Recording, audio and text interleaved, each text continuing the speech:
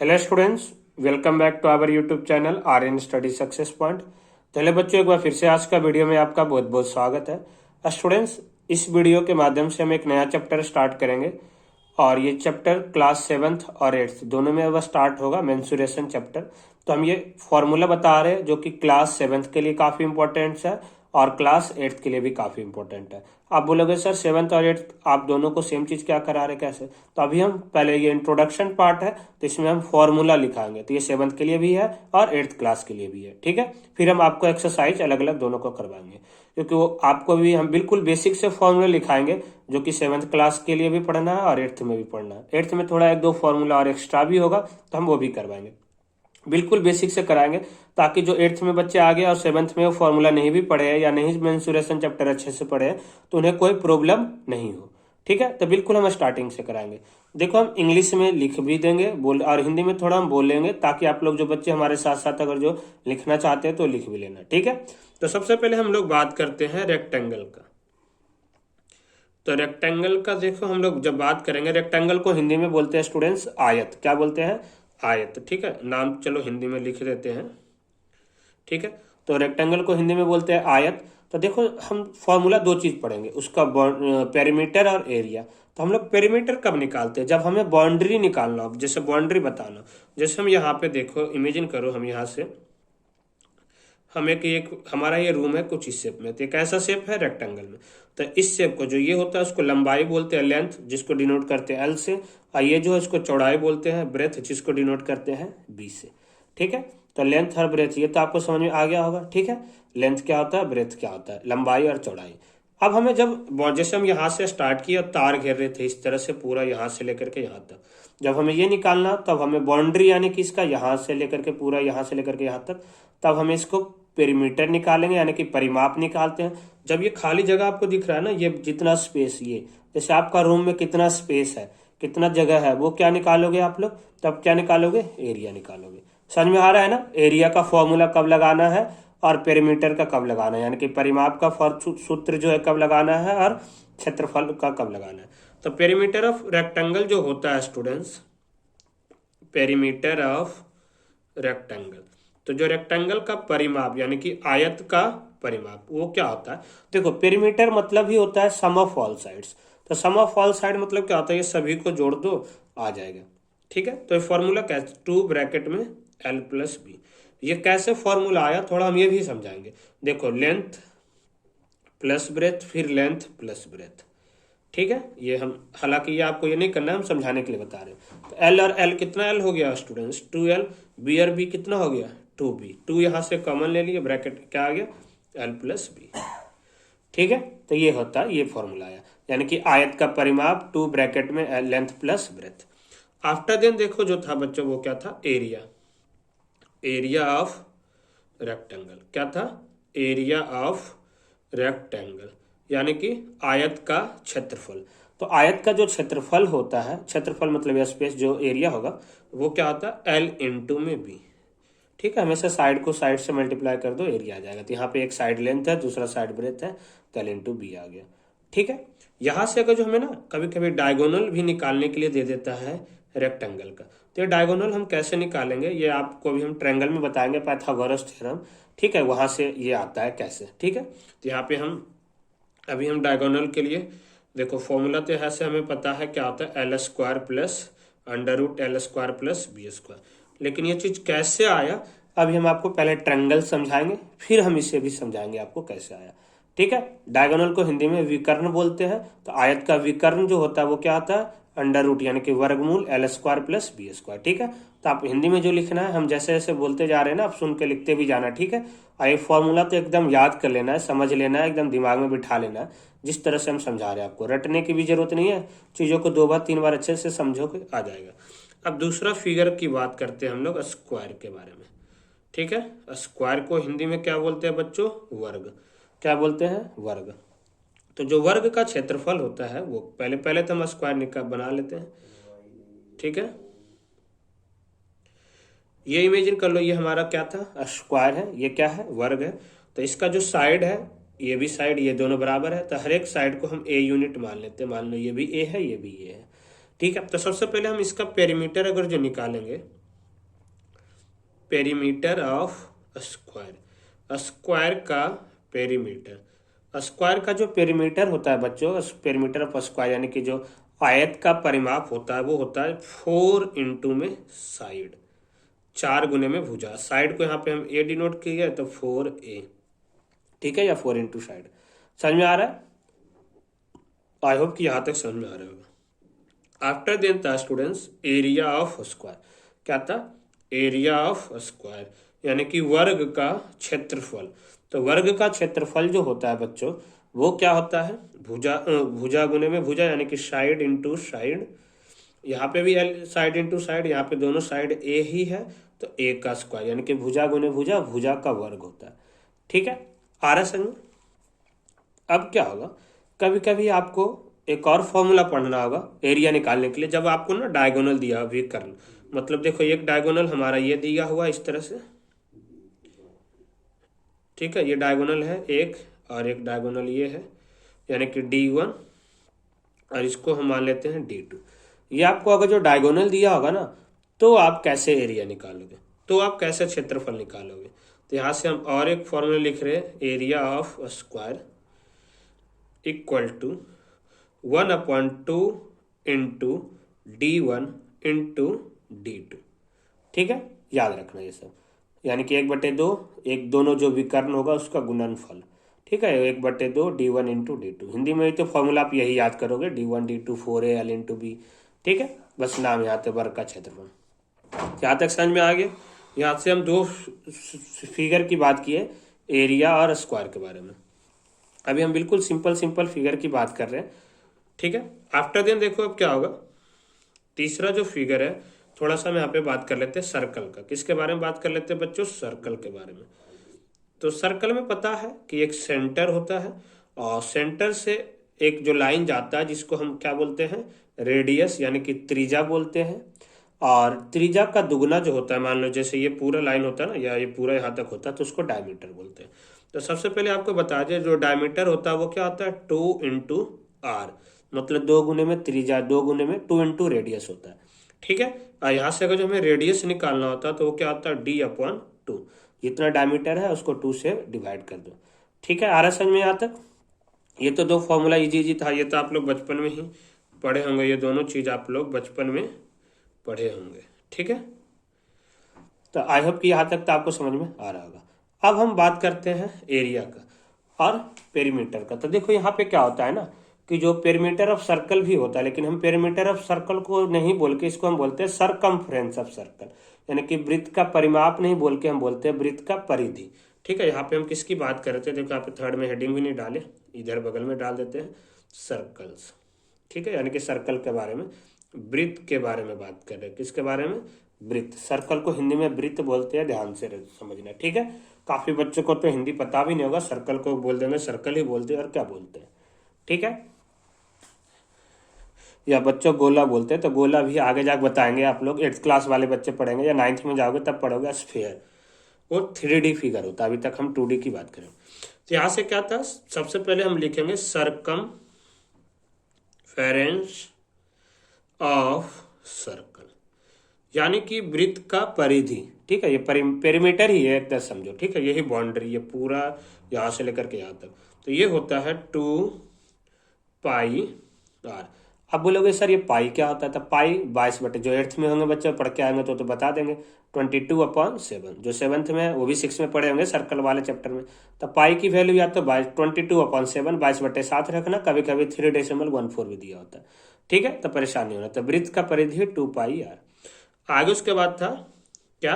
Area of circle. Area of circle, circle का जो area होता है यानी कि वृत्त का क्षेत्रफल, तो वो क्या होता है बच्चों? वो होता है πr²। r² मतलब r 2 बार होगा। ठीक है, तो उम्मीद करते हैं कि ये 3 टॉपिक्स, ये जो 3 फॉर्मूला था आपको बिल्कुल अच्छे से समझ में आएगा। जो 7th में बच्चे हैं वो भी, जो 8th में है वो भी, दोनों के लिए इंपॉर्टेंट है और दोनों आप लोग बिल्कुल अच्छे से समझे होंगे। ठीक है, अब हम लोग बात करते हैं रेक्टेंगल हो गया, स्क्वायर हो गया और थोड़ा सा ट्रायंगल के बारे में। देखो अभी हम बिल्कुल बेसिक करा रहे हैं। बेसिक मतलब ये है कि जितना आपको ना 7th में पहले जो पढ़ना था एक तरह से, और फिर हम वो भी कराएंगे जो 8th में बच्चों को करना है उनके लिए भी।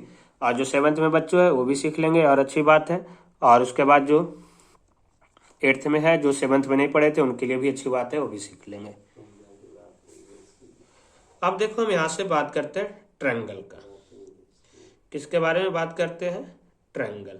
ट्रायंगल को हम हिंदी में क्या बोलते हैं बच्चों? त्रिभुज। क्या बोलते हैं? त्रिभुज ही, मतलब जिसका 3 भुजा हो उसी को ट्रायंगल बोलते हैं। ये तो आई होप कि आपको पता ही होगा। तो देखो ट्रायंगल कुछ इस तरह से, अभी हम नॉर्मल ट्रायंगल की बात कर रहे हैं। ABC ये ट्रायंगल है। अगर जो हमें इसका पेरीमीटर पूछेगा, पेरीमीटर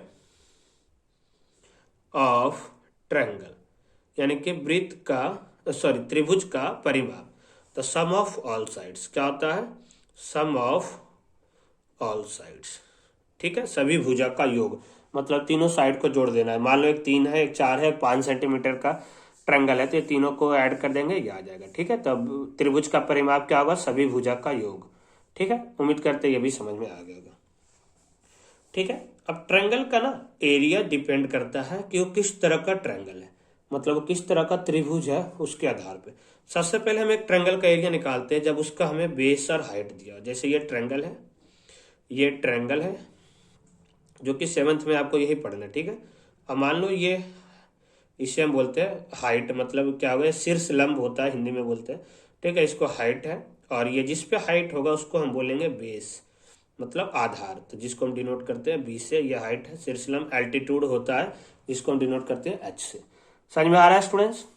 तो यहां से जब इसका जो क्षेत्रफल निकालेंगे ना, इसका एरिया, एरिया ऑफ ट्रायंगल, इस ट्रायंगल का जो एरिया निकलेगा ना, वो होगा 1/2 इंटू में बेस इंटू हाइट। ठीक है, 1/2 गुने में आधार गुने में ऊंचाई। ठीक है, एरिया ऑफ ट्रायंगल, त्रिभुज का क्षेत्रफल। समझ में आ रहा है ना? हिंदी मीडियम में स्टूडेंट्स हो या इंग्लिश में हो, कोई फर्क नहीं होगा, आराम से हम सब हिंदी में भी बोल बोल के आपको समझा रहे हैं। ठीक है, बाकी फिर भी कमेंट करके बताना आपको कोई क्वारी, कोई डाउट रह जाता है तो। अगर जो इक्विलेटरल ट्रायंगल हो, इक्विलेटरल ट्रायंगल क्या होता है? जिसकी सभी भुजा बराबर हो।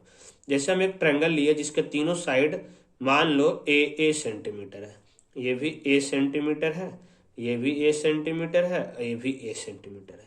तो इसका देखो पेरीमीटर, एक तो पहले ऐड करोगे ए, कितना ए आएगा?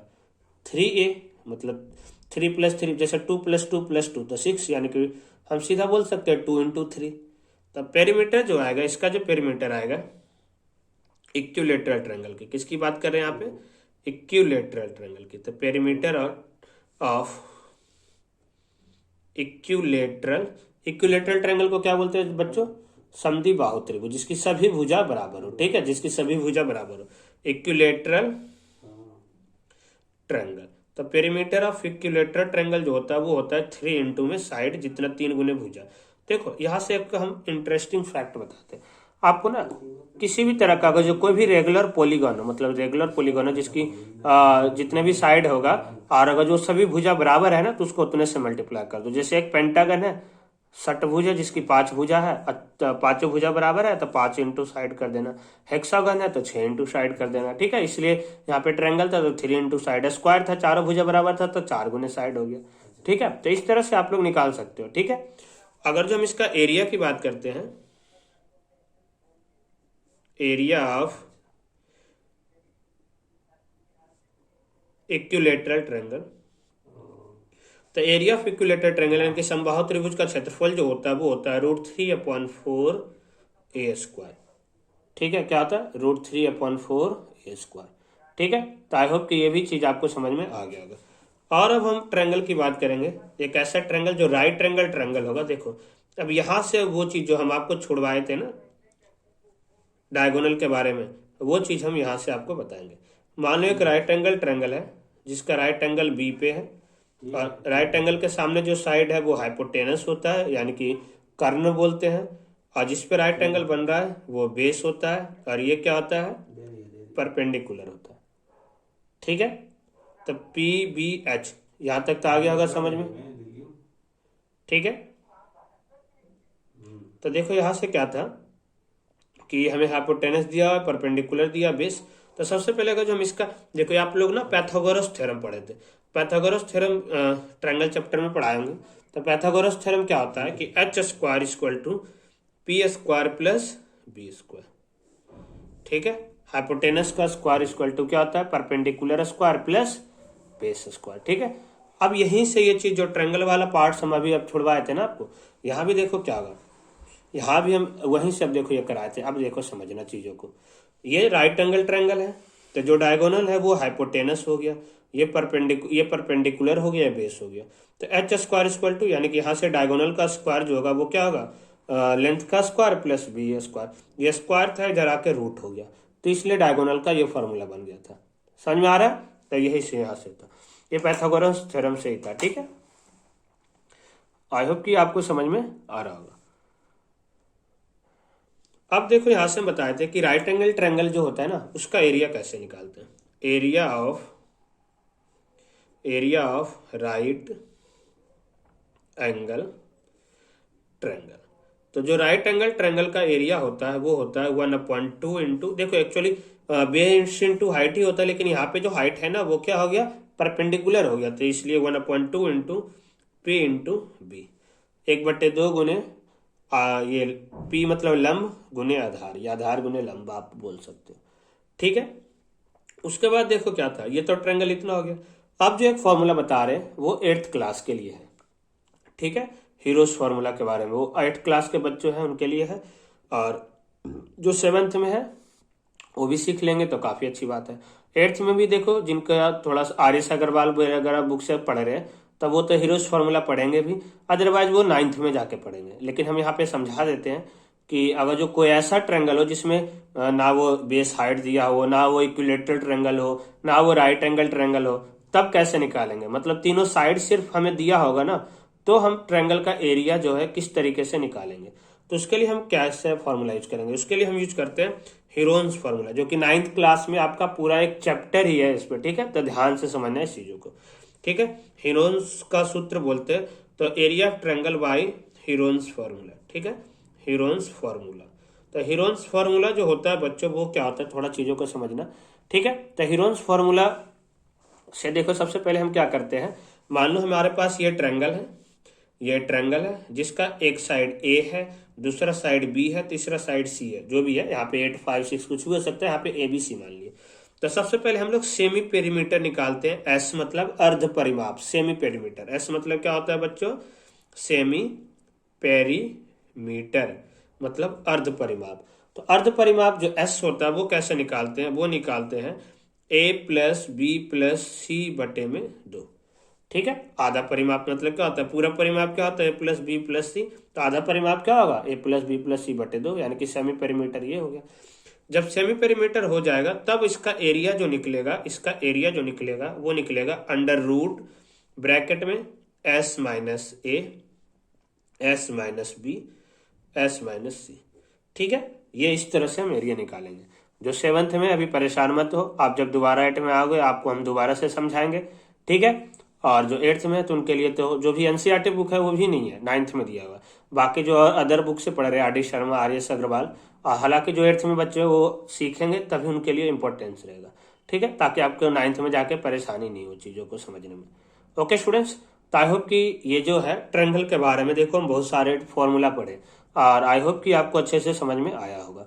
अब हमारे पास रह गया जो 7th क्लास में उनके लिए एक ही फॉर्मूला रह गया, वो हमें पैरेललोग्राम के बारे में, यानी कि पैरेललोग्राम और रोम्बस के बारे में, ठीक है। और जो 8th क्लास में है वो ये दोनों के अलावा एक और फॉर्मूला पढ़ेंगे ट्रेपजीयम यानी कि समविलंब के बारे में, ठीक है। तो ज्यादा वीडियो तो लेंथी नहीं होगा, फिर भी थोड़ा लेंथी हो गया क्योंकि एक एक क्वेश्चन करके डालेंगे यहाँ पे, तो कोई नहीं, आप लोग चीजों को जब समझो तो पढ़ने में मजा भी आता है, तो थोड़ा लेंथी भी हो गया तो कोई बात नहीं, ठीक है।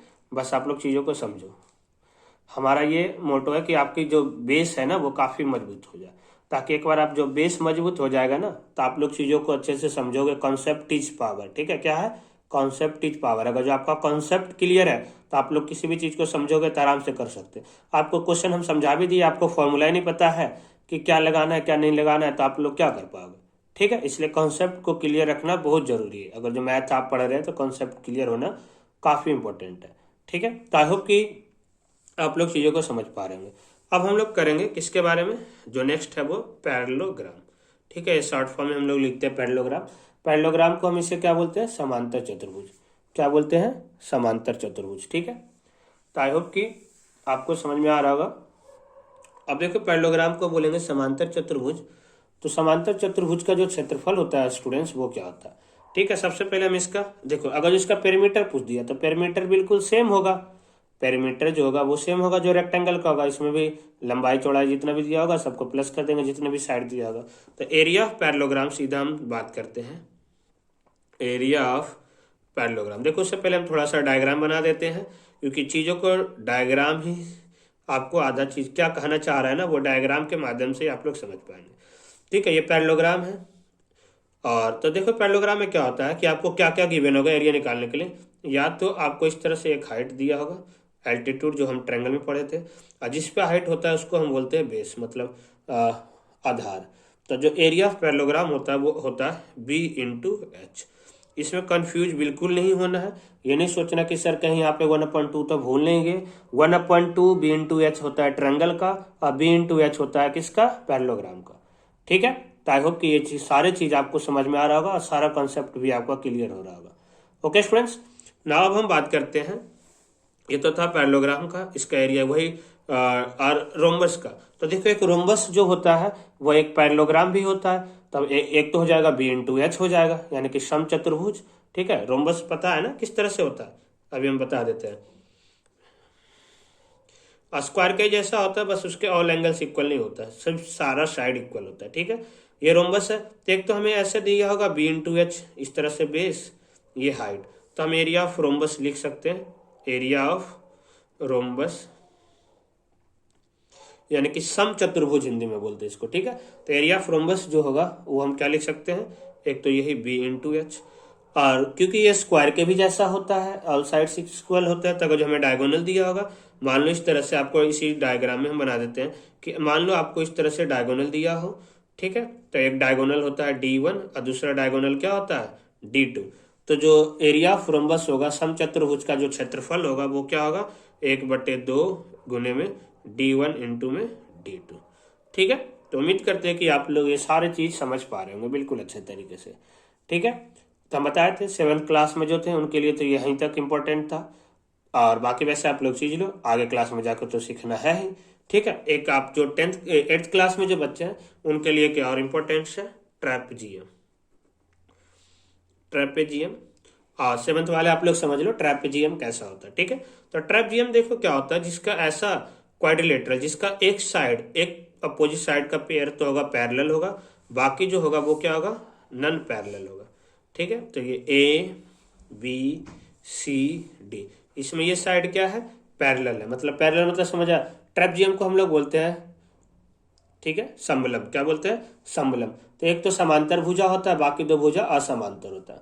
तो जो समांतर भुजा है उसको हम मान लेते हैं ए, और एक को मान लेते हैं बी, और इसका बीच का जो डिस्टेंस है, दोनों समांतर भुजा का बीच का जो दूरी है यानी कि डिस्टेंस है, उसको मान लेते हैं हम लोग एच।